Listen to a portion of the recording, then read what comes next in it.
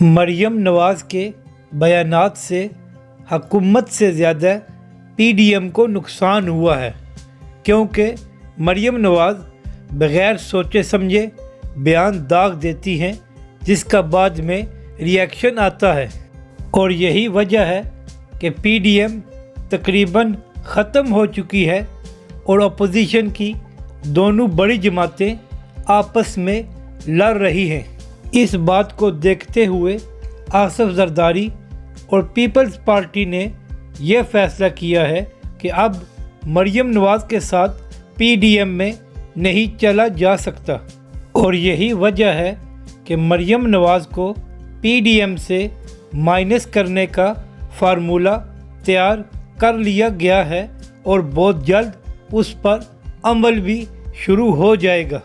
चूँकि शहबाज शरीफ की बहुत जल्द ज़मानत होने वाली है, तो इसलिए शहबाज शरीफ साहब को कहा जाएगा कि आप पीडीएम में नून लीग की क़यादत करें, जिससे मरियम नवाज़ खुद ब खुद साइड लाइन हो जाएंगी।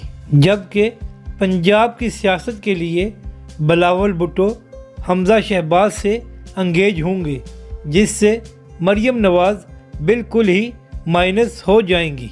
आसिफ जरदारी बड़े शरारती हो गए हैं। वो जानते हैं कि मरियम नवाज़ को बिल्कुल पसंद नहीं है कि शहबाज शरीफ नून लीग को लीड करें। तो इसी बात को मद्देनज़र रखते हुए आसिफ जरदारी ने जानबूझकर ये चाल चली है कि मरियम नवाज़ को पीडीएम से माइनस किया जाए।